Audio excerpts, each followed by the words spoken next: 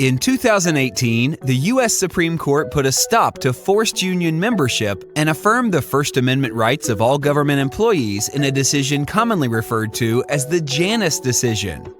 The First Amendment to the U.S. Constitution protects many of the rights we take for granted: free speech, free press, freedom of religion, the right to petition the government, and the right to a peaceable assembly. Just as it guarantees our ability to freely speak, it also protects us from compelled speech.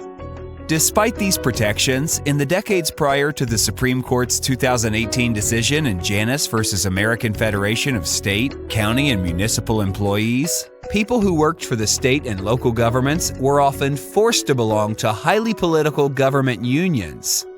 Workers could jump through hoops to opt out of membership, but were still forced to pay agency fees, which basically amounted to paying 80 to 90% of the full cost of membership. Mark Janus, a child support specialist in Illinois, argued that being forced to pay the union amounted to being forced to pay for political speech he disagreed with. He pointed out that everything the government union advocated for was political, including budget priorities, hiring and firing practices, and taxes.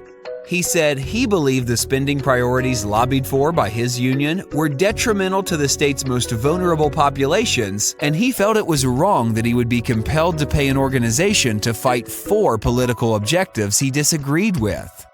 Ultimately, the U.S. Supreme Court agreed with Mark Janus and issued a decision that not only guaranteed public employees the ability to opt out of union memberships, but also prohibited the practice of forcing new employees to start as union members. New workers now have the choice of whether or not to become members.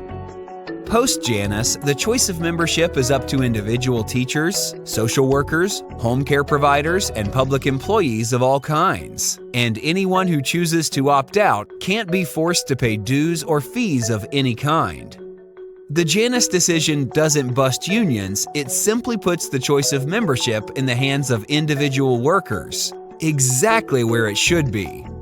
If you or someone you know works for state, county, or local government and would like to know more about your Janus rights, visit WashingtonPolicy.org or optouttoday.com.